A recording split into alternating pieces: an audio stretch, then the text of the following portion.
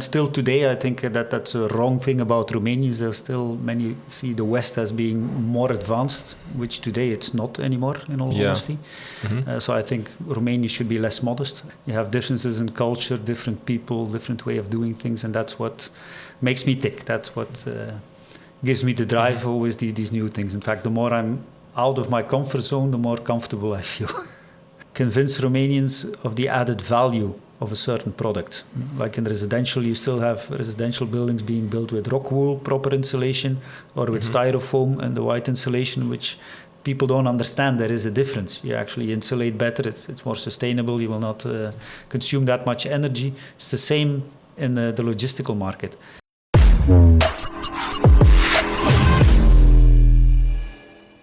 If you guys are thinking who we are having here today, we're having Didier Balcaen, who is the CEO of Speedwell. Speedwell is one of the most dynamic developers in residential, but not only residential, office, industrial, and retail as well. Yeah, on the Romanian market, not coming from Romania, coming from Belgium, one of my, let's say, most visited country in Europe, surprisingly.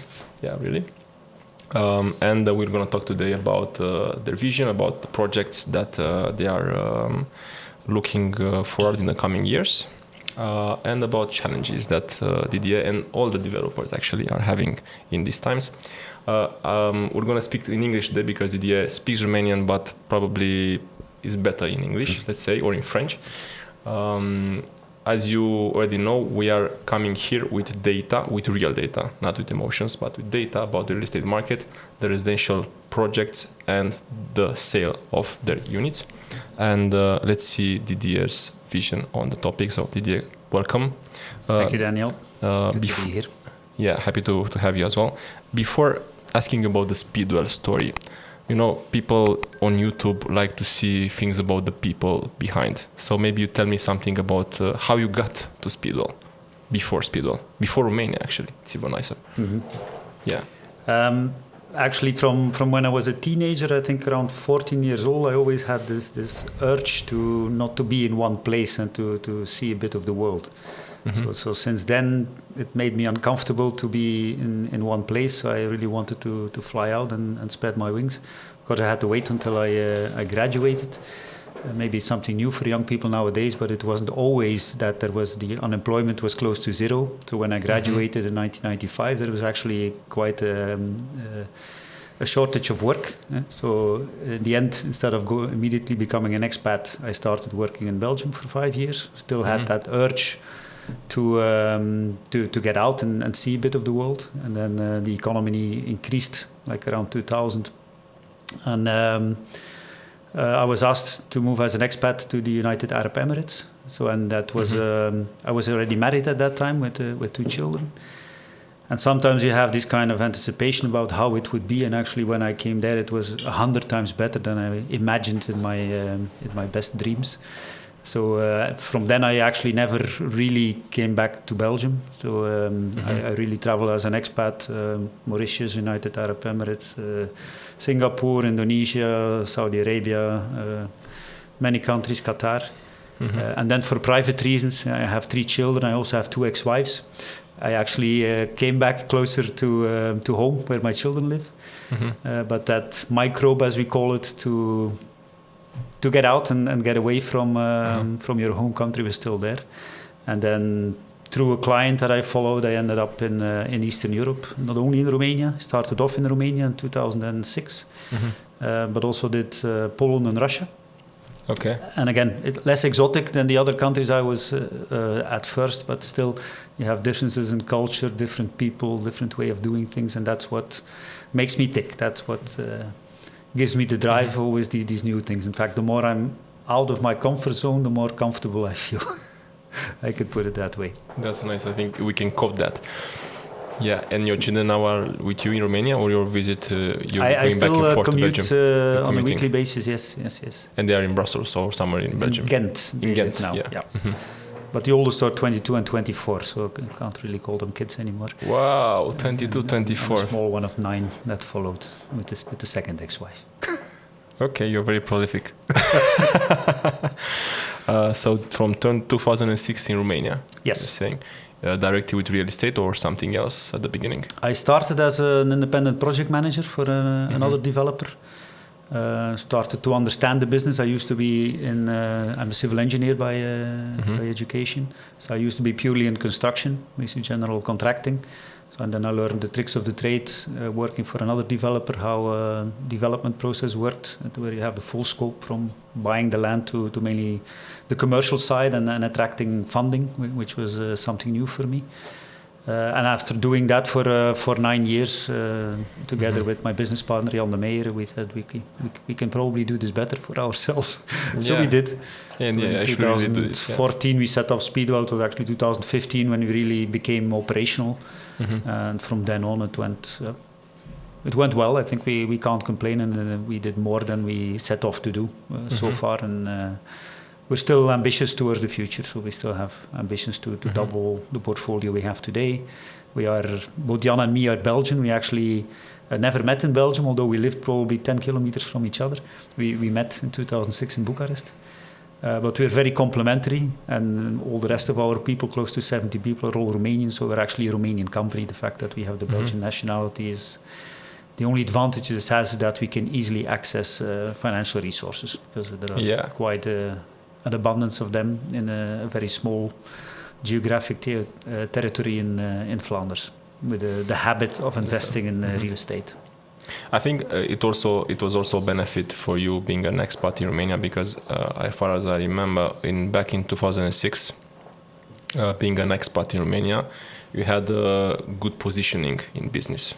People, if you remember, Romania got into EU in 2007, so everything that started in 2006-2007 was kind of foreign for Romanians. And you coming with education, knowledge, experience from a Western country, even as born as Belgium is, I think it was an advantage, because probably you could open doors at that time probably much easier. Yeah, there are always two sides of the medal in these things. Indeed, we were perceived, and still today, I think that's a wrong thing about Romanians. There's still many see the West as being more advanced, which today it's not anymore, in all honesty. So I think Romania should be less modest. At that time, there were some skills perhaps that were not developed here. On the other hand, we saw that also in regional cities where we're active. If the market is dominated by local players and you come as a foreigner, that there is also resistance.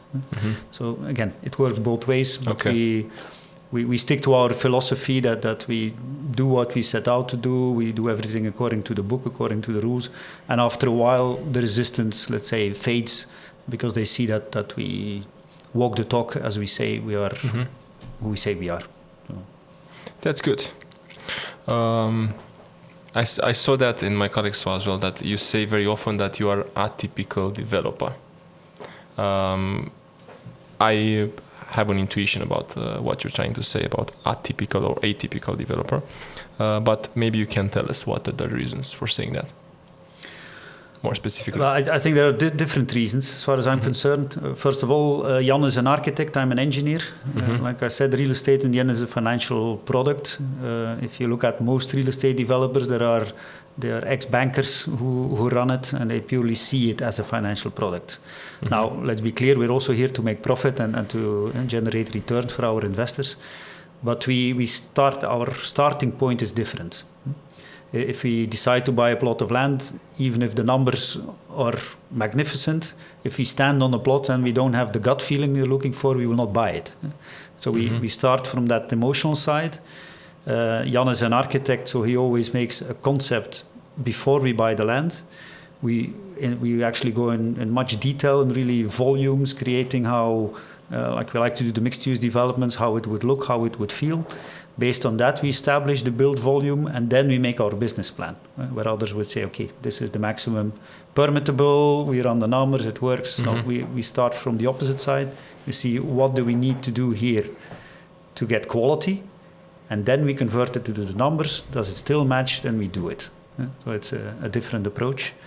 And I think The other thing which we like to do, we have everything in-house from A to Z, and that's really this mindset of quality, of always aiming to get the best. We want to get that into everybody that works into our projects, and the way to really do that is to have the people on your team, to see them every day, to feel the pulse, and if you hire people on a project by project basis, just much more difficult to infect them, let's say, with the Speedwell genes. I think you need, in that case, probably a solution in which to people from, let's say, the external partner to be very connected with the internal vision that you basically share to the world. And that's difficult if you're not very organized.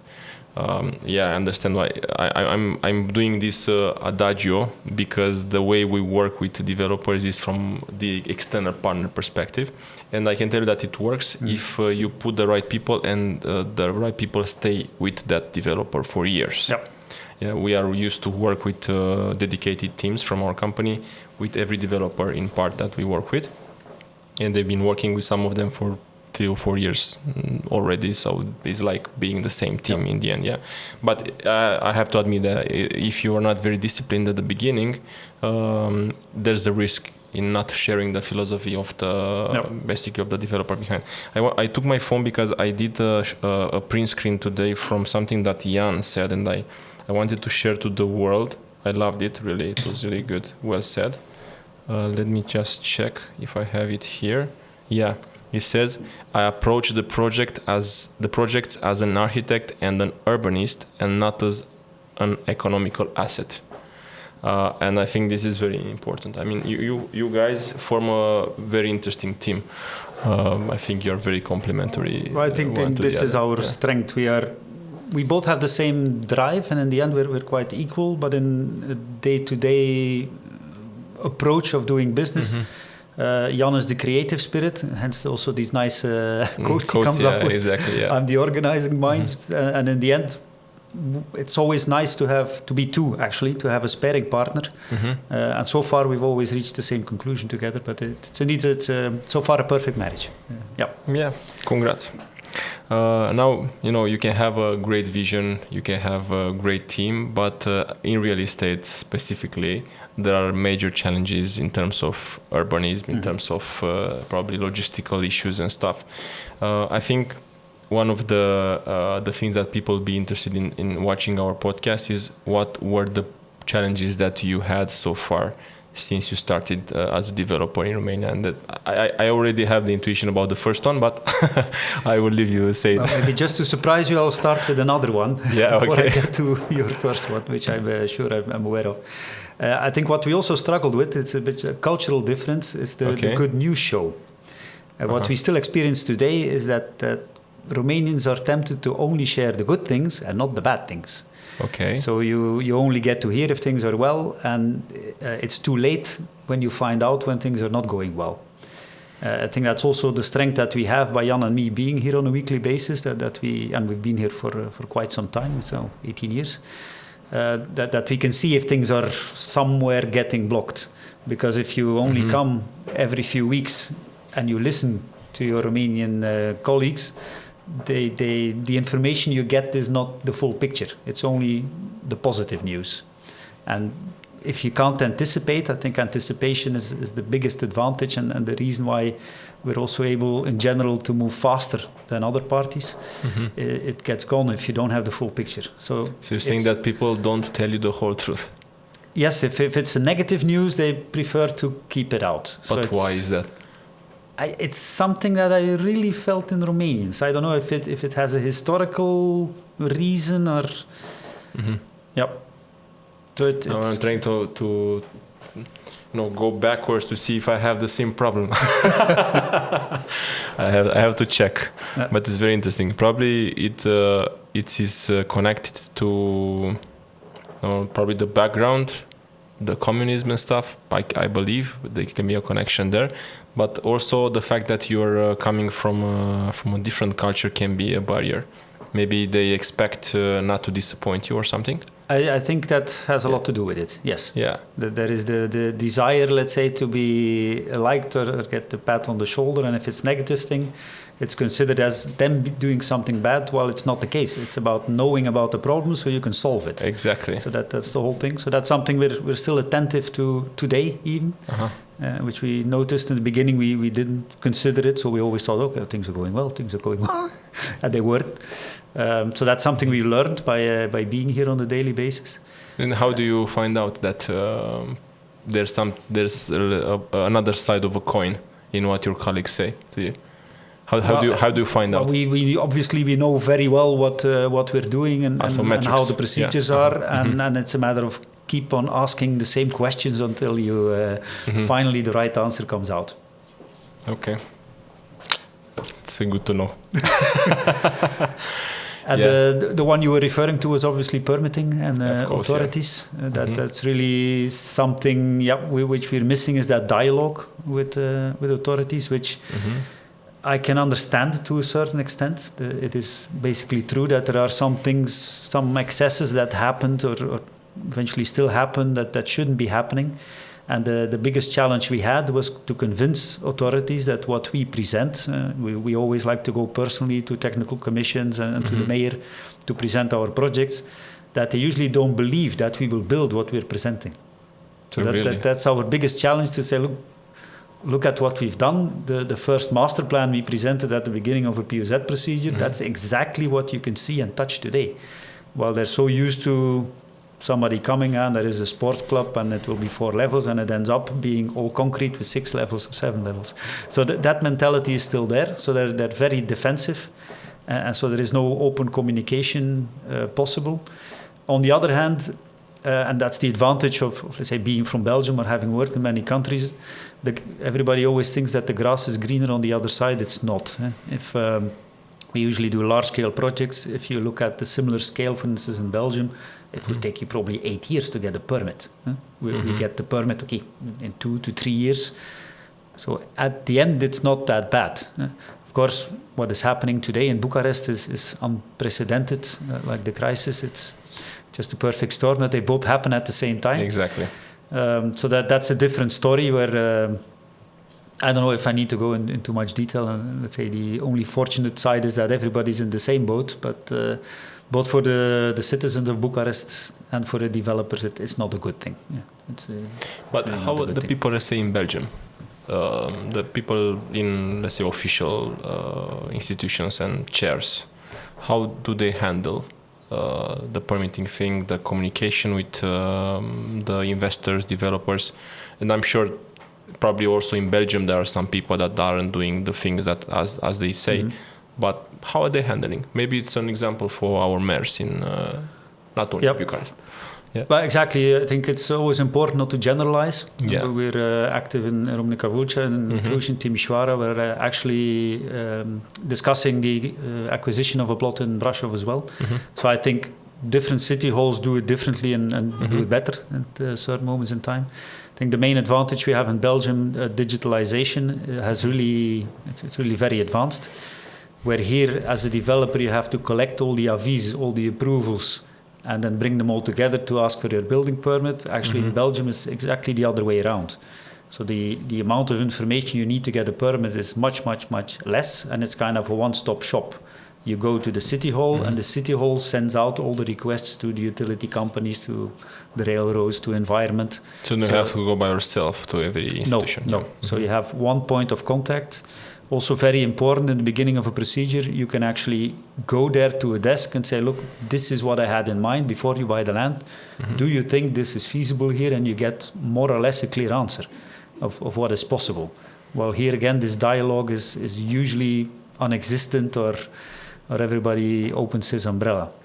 That's, let's say, the positive thing compared to Belgium. The negative thing then is that the power of the individual in Belgium has become so big, and again, I'm not against giving power to individuals, but it's the self-interest is put above the interest of the community or of everybody else. So if any neighbor can block any development, then you're also not on the right path. And this is now the case actually in Belgium, where if somebody considers that the light in his living room is affected half an hour per day, he will protest, and highly likely he will win. And let's say there is no legal certainty that if you get a certain zoning permit after 8 years and you get a building permit, well, the zoning permit can still be cancelled. So for large-scale projects, it has really become extremely, extremely difficult and dangerous to go there. But isn't is a procedure in what can you basically protest? Because otherwise you're doomed if you don't have control on this topic. You're buying a plot of land, let's say in Brussels or whatever, and you think that you want to do a regeneration, an urban regeneration, to do something good for the community, but 5 years from now, some dude will tell you, okay, Didier, look, I don't like how that grass stays there, so please don't build because you're not helping me. Obviously, there has to be some legal basis. Yeah, He can't just say that the color of the brick is not my style. There has to be a legal basis, but still it goes extremely, extremely far. So it's a matter of doing your homework as a developer, of really talking to all the parties, involving everybody. So let's say the soft skills are very important, to bring everybody around the table, to listen to everybody, to adjust your plans, to make sure it's carried by the community.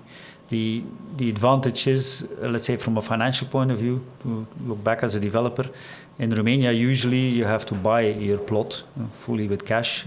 In Belgium, since we know it takes long and since you know you have these risks, you basically have an option to buy. And then only when you're, let's say, 90% sure, you would pay for the land. So the financial risk is much lower than it is in Romania, where we, for instance, we buy speculatively a plot without any permit, and we paid it, and then the risk is ours. And and the people, the owners of land in Belgium accept this kind of option buying? Yeah. Yes. Okay, not always, again, can't generalize, but it's a common practice, yes. Without putting any down payment? A small down payment. Yeah. That's again the difference between Belgium and Romania, where honestly it's a cash-rich market. You need lots of cash, but it's a safer market. In Belgium, you can also finance still your land, your land purchase. While in Romania, it's impossible. Yeah, at the moment. Let's hope that maybe in the coming years there'll be some solutions. Again, it's not a bad thing. It requires lots of cash.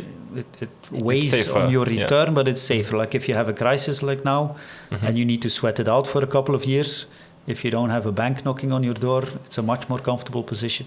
Yeah, you can sleep better. A lot, yes. Okay, so the cultural challenge and the permitting challenge. Any other challenge? Big one. I think also if you look at the residential market, I think how people perceive certain things. There are these habits of like not wanting to be on the top floor because people are used of it raining inside, while normally with modern technology it shouldn't happen anymore. So these kind of small cultural things, if it should be brick or gypsum walls inside. So it's commercial things you have to keep in mind, but I don't consider this, let's say, This is a major challenge, yeah. So overall, everything, all the lands we bought, everything we wanted to do, we were always able to actually develop it the way we had it in mind. So there is nothing, again, apart from the situation now in Bucharest, that we haven't been able to overcome. Yeah. Hopefully our mayor in Bucharest is seeing this podcast. You know, I have a great respect for him. Actually, I'm one of the people in the real estate market who is not blaming, like, let's say, directly him for the situation. I know that he inherited what Bucharest is today. Yep. And he has this analytical, this mathematical way of thinking in which he needs everything to have in order. And probably when he sees all this chaos, the first reaction is to close the door and let's see what I can do with the doors closed. So, you know, every time there's a conflict, you have to get in the other people's shoes to see what is his background, what is his culture, how he thinks over situations. And afterwards start building a solution. Otherwise you can say, okay, he's a crazy dude and that's all. He's not a crazy dude. Yeah, I'm sure that he has good intentions. And probably after his mathematical perspective, he's being actually a mathematician. He used to be a mathematics teacher. Yep. After he builds all his affairs in order, probably things will start improving. I think a similar thing happened in Oradea with the mayor in Oradea at that time. Now he's the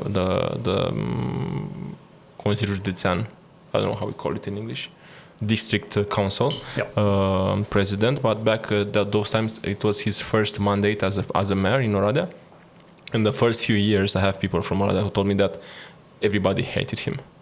Yeah, so let's say it can be a similar case today, and hope that things will get improved. Let me be clear, his starting point we fully support as well. Again, as a developer, we want to compete with the same weapons. So if other people are cutting corners, we don't want that. Yeah. We also like to be proud of our products. If we pass by in 5 to 10 years and it looks nice, something's here. You wonder why they were ever built. So his starting point is okay. But at the end, we are 2 years down the road now to push the pause button and reorganize. All okay, but we can't just pause everything for 2 years. The reality is that time is money. And again, you can change the rules or revise the rules, but you need to, in the end, hand out the rule book. And now we're still waiting for it, basically. Yeah, the operations manual, as you call it in corporate culture language. We need the operation manual. We said that you are active in office, residential, retail, and industrial. Yep. And for the developers that are looking now at our podcast and investors in the market, which of the 3 segments or the 4 segments actually are the most profitable in terms of? You can choose the metrics. Yeah, maybe talking about profitability, because people like to throw all kinds of terms in the air. You have the ROI, as we call it, the pure profit, and you have the IRR, so the yearly return, put your money on the bank account, let's say, at the time when there was still an interest. Exactly.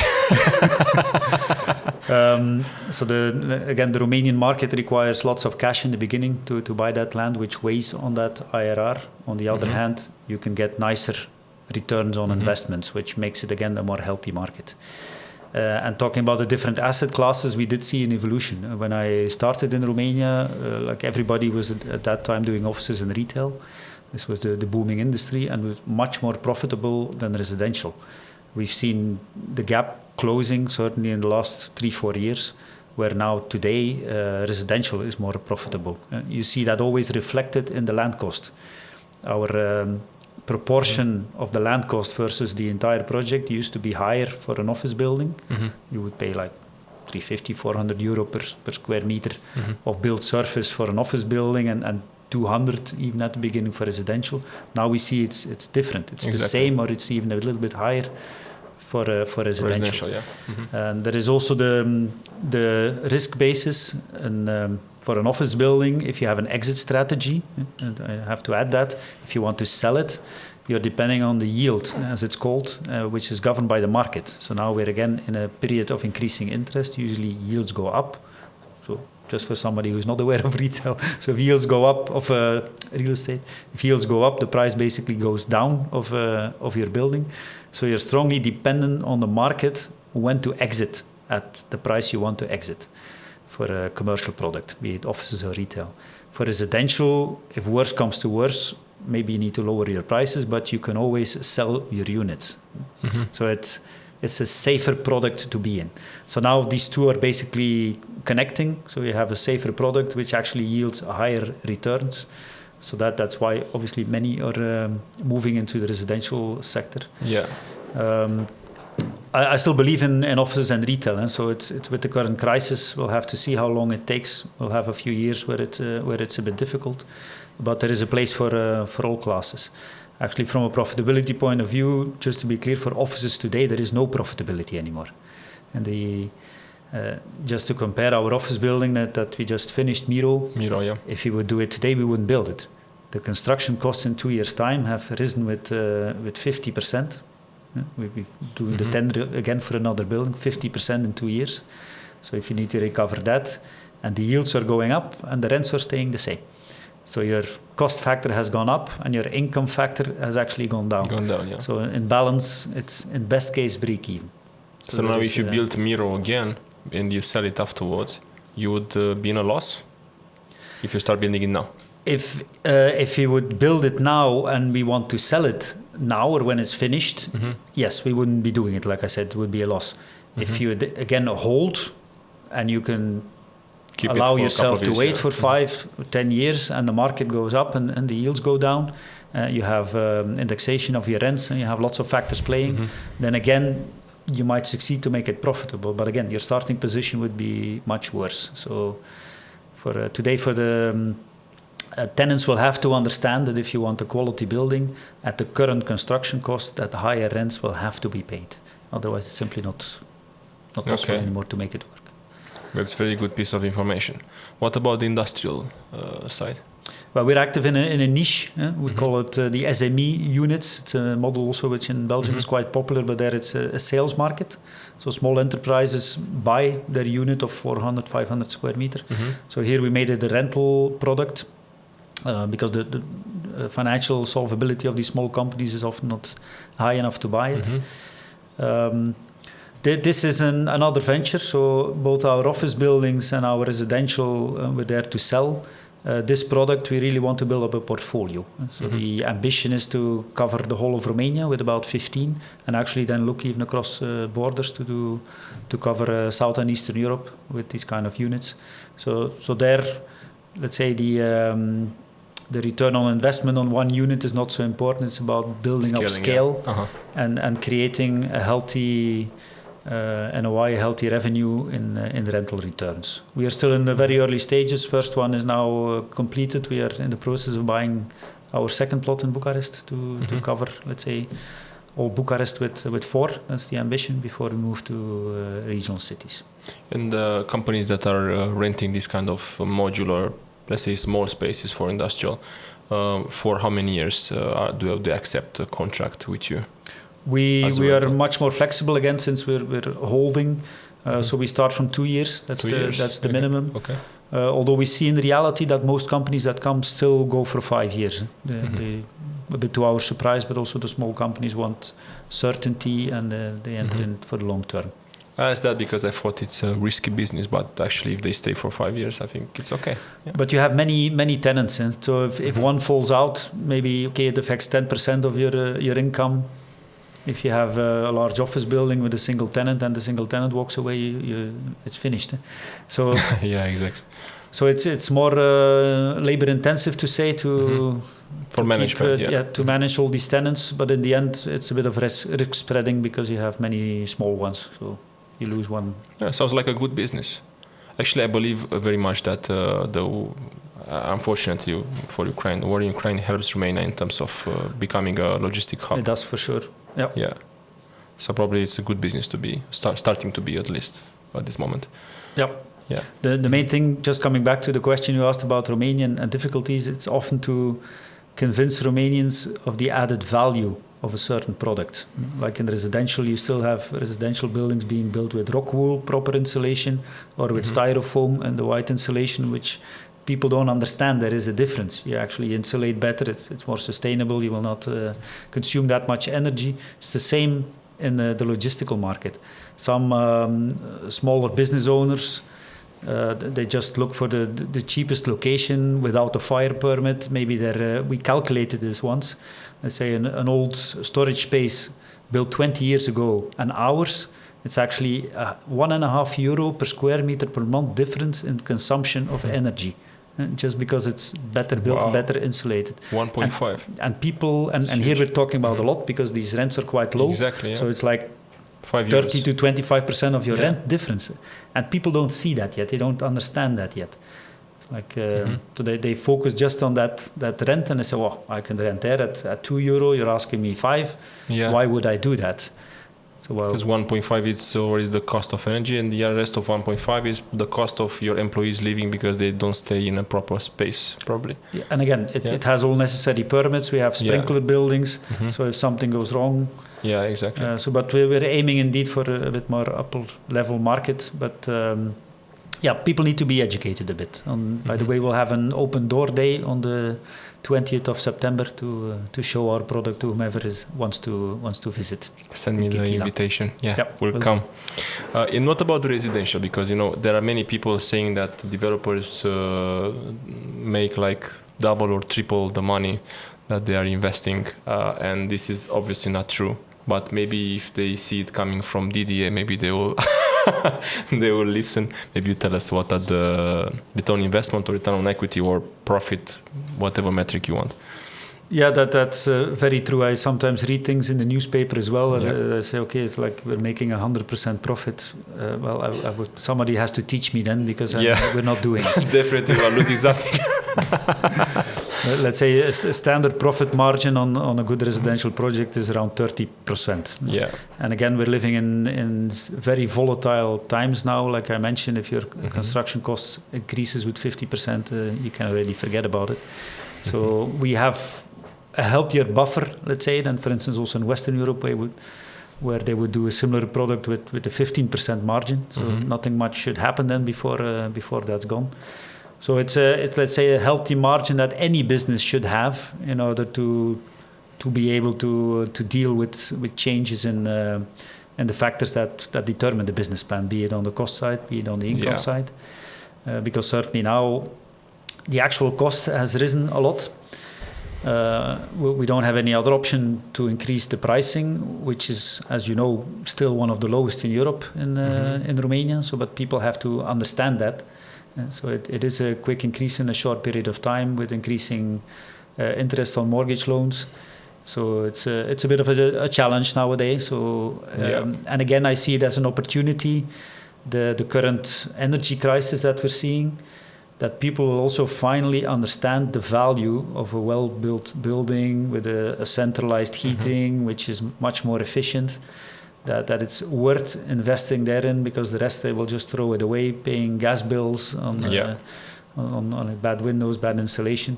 So I think it's again a reason why quality projects can stand out. So we're always not afraid of these kind of circumstances happening. We actually see that as well, that in the Ivy project, for instance, with a bit more upmarket, that we keep on selling quite well. We sold one every day over the last few days. So people start to appreciate quality, and that hasn't always been the case. So that's the biggest evolution I've seen over the last 15 years. Yeah.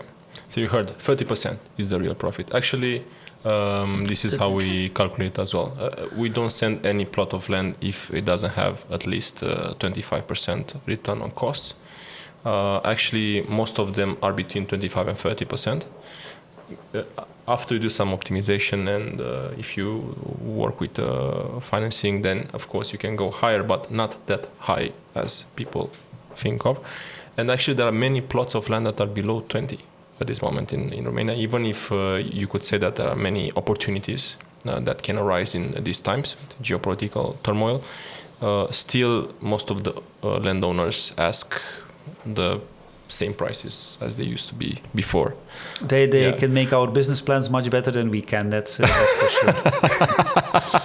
But there is never any marketing cost, sales fees, designers.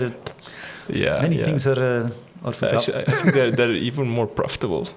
If you just stay, you don't do anything, you have a plot of land, and you year by year have a 10%, 20% gain.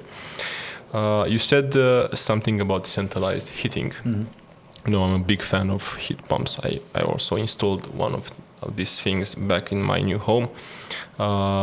What do you think about sustainability solutions in new projects, especially residential? And what do you think about heating pumps between these sustainability solutions? Yeah.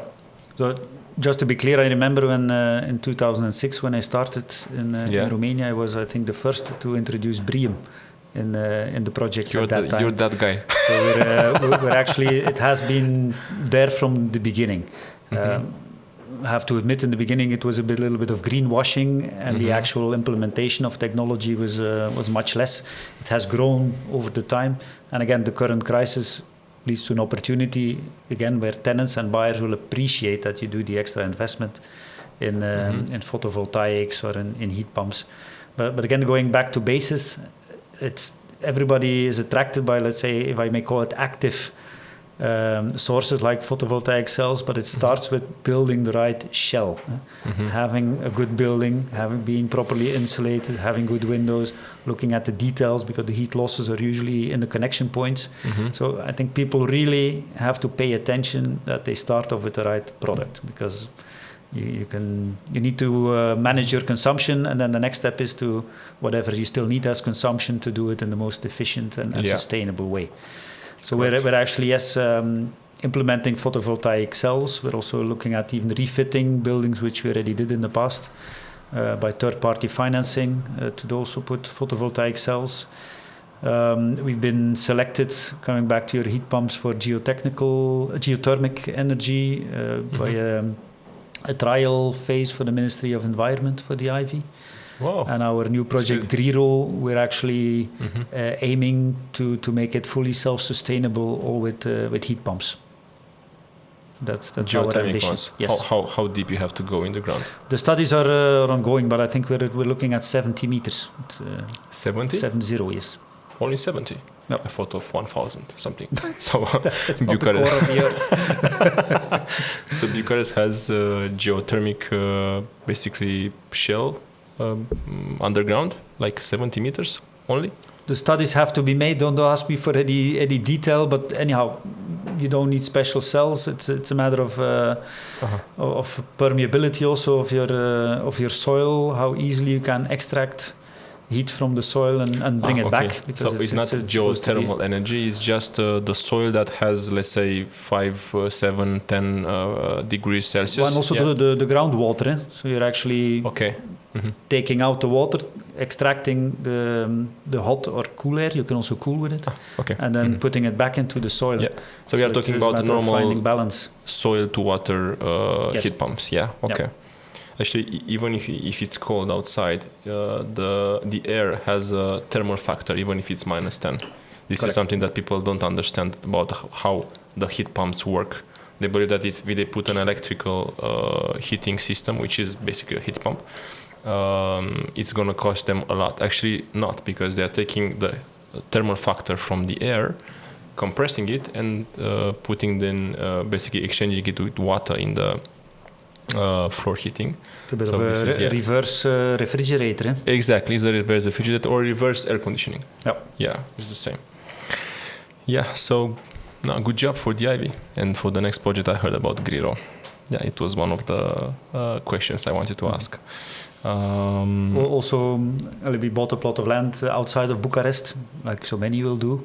Yeah, it's a trend. Because we can't do anything here anymore. But also it's a beautiful location, and there we want to take it a step further as well with like communal gardens where people can grow their own vegetables, also disposing of the water by wadis, and so we really want to take it 3 steps further. In which part of the city? It's north or east or west? Corbianca. Corbianca, of course. Everybody's in Corbianca. No. Yeah. Okay. Have to talk. I'm looking for another house in the future, let's say. Look, a nice question from my colleague. What do you think is missing from the residential projects in Romania? Tough question. It's a tough question. If you ask me, I think what makes a project nice for us is the mix. So we try to bring that mix. If part of it, if an office is already there, we bring the residential. If not, I think what is generally missing here is the PRS, the build to rent, as they say, to also add that. And student housing can be more or less the same. Or senior housing as well? Senior housing as well. Senior housing as well, although I think there is still a long way to go. In fact, at least from what I can see, the social structure in Romania is still much stronger than it is, for instance, in Belgium. So I think from a purely financial feasibility point of view, I think the volumes like we have in Belgium to make senior housing work, and it also only works with subsidies. Really? Even in Belgium? Yeah. Yes. Wow. So we looked at it. So I don't think it's a difficult one. Or if you do it, it will be like in the luxury segment in a small volume. But again, looking at larger volumes, I think there is a huge potential which is untapped. And the reason, and maybe I will get to that, is also authority linked, is the PRS. If you can offer to young people a small rental apartment in a project like Griro, that would be a perfect mix. where you have people living, families, young people moving in, moving out. You get a dynamic in there. It's for business people, students. So I think the really well-managed PRS, because, okay, we have some individuals, even some that have over 100 units, but it's not the same as really having one building with rental apartments managed by a professional property management company. Yeah. And you're thinking of doing it this way, Griro, or doing a mix Our between ambition PRS is and, to do that. So Griro will have hotels, offices, retail, residential. So apart from PRS, we will already have it all. So that's something we want to integrate. The main reason, or two reasons actually, not to do it now, but to foresee it. Again, Griro is a project that will take 10 to 15 years to complete entirely. It's the financing structure. So banks until now were only financing based on pre-lease or pre-sale, which is not possible. The kind of PRS product, people decide to go there 2 weeks before they move in. They want to see it, they look inside up, and they decide to rent it. So you can't show pre-lease. And if you have to finance it entirely on equity, for us it doesn't make any sense. You need too much capital, so your returns are too low. Now we see changes. I think BCR was one of the banks that's now open to look at financing this kind of product. The National Bank allows them to do it? Because I know they have to fit also in the National Bank I will policies. let you know after we had the discussion. And the other and more important aspect is, again, it's urban regulations. It's parking. The main thing, and it should be a point of attention also for Nico Jordan, but okay, it's a national law. Everywhere in Europe or in civilized countries, you see this parking ratio going down to some developments even which are forbidden to build parking if the metro is nearby. The other ones go usually to 0.6 parking per apartment. Here we're still with your visitor parking at 1.1, 1.2 parkings per unit. And if it's a rental unit, which in 80% of the cases people don't want a parking, you still have to build it. Today, in all our residential developments, you sell your parking with a loss. Right? So if you have to do that for a product where you know that nobody will want it, then your margin is already wasted underground, basically, in your parking. So as long as nobody revises this parking and stops King Car of having priority everywhere, it's not possible to develop the product. This is a very interesting perspective because most of the Romanians after the fall of communism wanted a car, and it's like a national dream to have a car, and some families even own 2 or 3 or even more. So now to come and reverse this basically very well built and desired scenario, you need to have the perfect storm, but in a positive way. Hopefully it will happen, because actually for sure any city in the world cannot survive with one parking per family or per couple or per person, because at some point in the future it's going to get too crowded to live in and too polluted to live in. Because another thing, Romanians are not very fond of electric cars for the moment, another issue. But it's also the story, what was before the chicken or the egg. I think it can change very, very quickly. I'm not here for clarity, coming from the West and pointing the finger and say you should do this and that. Indeed, it's very true. Romanians only had the chance to have their own car for the last 30 years. Let's say in Western Europe, we had the chance for the last 100 to do it. So it's a bit easy to come and say you shouldn't do that. But I think it comes down to the other pain point, infrastructure. You need to give people the choice. I was also coming from a meeting yesterday. Traffic was hell, like it always is. But behind me was also the tram, stuck in the same queue as I was. So if the public transport doesn't have its own lanes where it can freely ride, then I would also prefer to sit in my car in my place and not cramped on a hot tram. If that tram does it in 10% of the time that I'm spending in the queue, I might consider. Like in cities, they're businessmen in their suit. You also see them in Paris and in London. Exactly. So it's not something for the common people and the ones who can afford the car sit in the car. No, it's just you get the time advantage. But now public transport queues up together with that car, so you might as well sit in your space.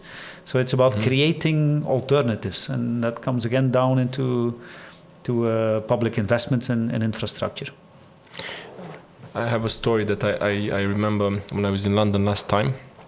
I was taking that Decker bus, not famous in London, and sitting in the first level, so I would see the entire street. There were boulevards with 4 or 5 lanes per way, so basically, let's say 8 lanes probably. One of them was for buses. We have lanes in boulevards in Bucharest as well, like Boulevard Unirii, let's say, that has like 8 or 9 lanes. And each side has 1 lane for the bus. But in most of the time, you see cars on the bus lane. In London, I haven't seen any car. So people respect it. Of course, they are fined a lot. They have like 200 pounds fine for taking the bus lane. Probably we have to understand at some point in the future that we need to be fined and penalized if we don't, if we are not disciplined. Something that Romanians have to probably understand. But I believe that at some point in the future things will change. I believe that we need the metro done very properly. The tram separated. There are some lanes already that are separate. There are some. Some sectors have done it beautifully. Also exactly. Properly managed. Yeah. And we need parking that is very expensive in downtown Bucharest. As at this point, it's only €1. And this is for the people that are paying, because there are some that still park on the side lanes. Yeah, and on the other hand, there are many parkings like the one behind Unirii Shopping, which are entirely empty, exactly. But the sidewalk is full of cars. Yeah. So I think Romanians have to ask themselves, because they all do it themselves, do I prefer my child to have to walk on the street past the parked car, or do I want that car gone, also if it's mine? Yeah, this is something very, very, very true. I just finished the biography of Will Smith, Will Smith, the actor. Mm-hmm. Actually, I kind of hated him after the last Oscars. You remember what he did to Chris Rock? I support him. Yeah. But I had the book bought on my Kindle, and I said, okay, let's see what's about it. And he has, actually, it's a beautiful book. I recommend it to anyone. It has a segment, a chapter in the book in which he says that he knows how the neighborhoods are in terms of the people that live there by the fact that cars are on the sidewalks or not. I said, oh my fucking God, but this happens in Bucharest all the time. In every street has cars on the sidewalks. But if they see cars on the sidewalks, they understand from the very beginning that those neighborhoods are bad for living.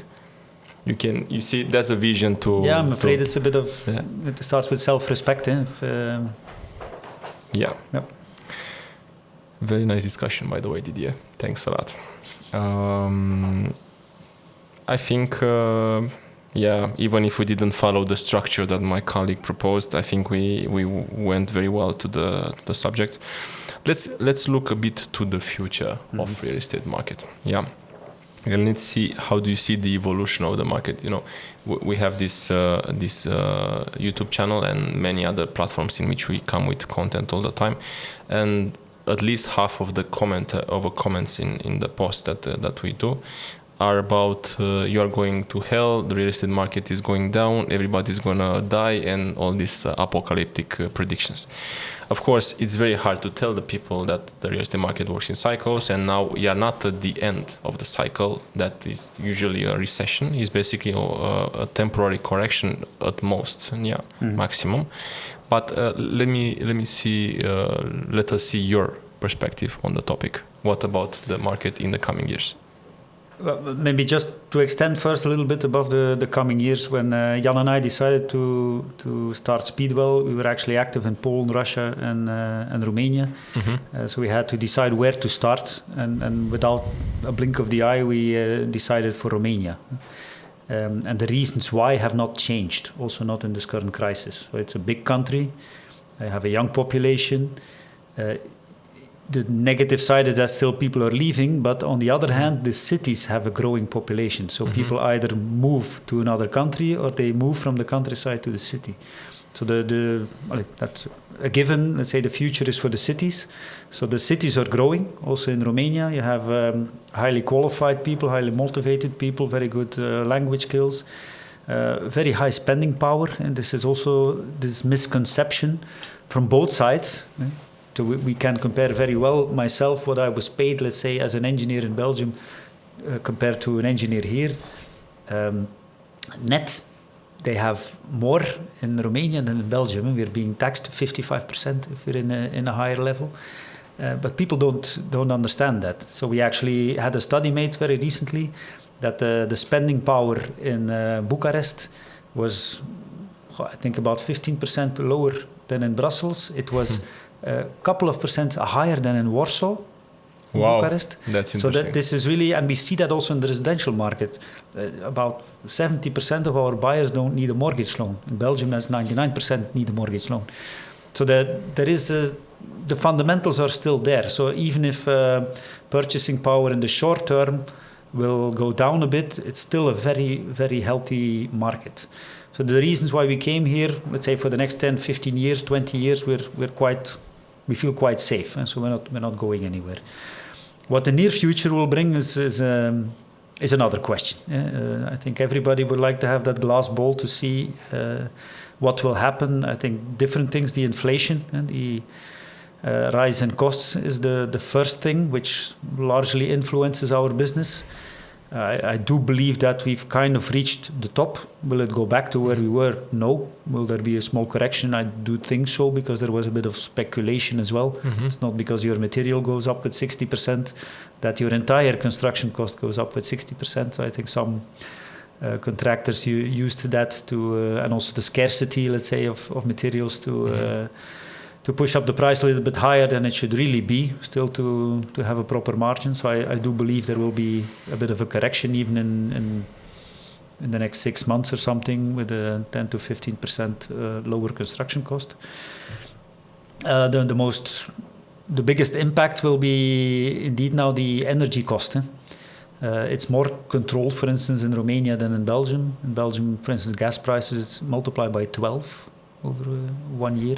Of course, this will affect people. They will not... By 12? Yes. Wow. So that means it was a difference between €1,000 per year to €12,000 per year just for your gas bill. Huge. So that means you're not... how many percent in the total energy mix is the gas in Belgium? Well, a lot. Like many other countries, we also decided to cut back on our nuclear plants, which were basically powering, I think, 80% or something. So it's wind energy now backed up with gas centrals, and it's more personal uses that I'm talking now, but also businesses. We have businesses which had a turnover of 5 million, a gas bill of 500,000. That gas bill of 500,000 has become 2.5 million, half of their turnover. So the factory stops. That's the reality today. Exactly. So there will be some tough times ahead in the short term. We will have to sit tight. How long it will take, I don't know. I'm aiming for maximum 2 years, but it's a guess. I think supply and demand will balance themselves out a bit in the long term. And again, indeed, the positive thing is for the climate, for sustainable energy sources. People need a wake-up call before they act. They need to feel it, otherwise nothing happens. So I think the kick in the butt is there. So let's hope that we act on it now as fast as possible. And I think also their authorities have an important role, because to change something, to replace your energy source, it needs permitting as well. So if everybody pulls in the same direction, we can make this as short as possible and have the benefits later on. But in the short term, it will be difficult. What Belgium thinks now of nuclear energy? They're coming back to the Yes, there plants, is also talk of some plants which were supposed to be closed to reopen them again. Yeah. Okay. Because I saw France that has almost 80% still of its energy mix from nuclear, and now they are in the proper position to probably feed Europe, together with Ukraine, by the way. Maybe you saw about that. And Romania has also good potential with plant at Cernavodă, and also with many photovoltaic now projects that are coming, like small flowers in the beginning of spring. Yep. Yeah. So you're having a positive perspective on the long term. Long term meaning 10 to 15 years. Yes. Yeah, but probably a more cautious perspective on the short term, meaning 1 or 2 years, maybe 3 maximum. Yes, again, it's a bit of a guess how long it will take. We need to absorb the shock of these energy prices. It will largely depend on that, but the natural reaction of sitting back and waiting will be there. So the effect on sales on residential, but in this case also the businesses, that their business plan based on certain assumptions of what the utility costs would be, they don't fit anymore. And you can pass on these costs to your consumer, but your consumer is also suffering and his spending power is going down. So you'll have a bit of a spiral effect in the short term until everything settles down. And I think then it's a matter of, for us as a real estate developer, like it also started more or less 2013, 2014, to ride again the upward wave when it comes in a couple of years. Okay. Didier, thanks a lot for your presence here. It was actually a great discussion. I learned a lot from it. So I hope with the coming projects that you're building now, we're going to have you again here. I think as well about 2 winters, probably this winter and the next winter, as let's say a bit of turmoil. Let's not say turmoil, let's say perspective that cannot be predicted very well. But that's the thing, you can foresee, or if you have a forecast, you can model it and see if it still works or what you need to do. But now things are so volatile and changing overnight, it's impossible to make a proper business plan, both for private people as well. So I think everybody will close the wallet until they see how it is. Yeah, for the moment. I think it can have also on the, let's say, midterm, the conclusion of bringing us Europeans more close to each other. Even if at the moment we see Hungary, or let's not give names, I gave it already, of, let's say, some extreme movements. Yeah. But probably at the end of this story, we're going to be more powerful and more together. Yeah, and let's hope with cleaner air and more sustainable energy in our continent and probably on the entire globe. Didier, thanks a lot. Good luck with your project, and hopefully you're going to see each other again in the future podcast. You have Didier on the internet. You can look for him on LinkedIn, or you can look on speedwell.be. BE is from Belgium, where you can see his projects and what he's building in Bucharest. And we have to talk about the Meadows, because that's a project I like also for myself. Yeah, okay? Okay, thank you very much. We'll do that. Good luck. Thanks, Daniel. Cheers.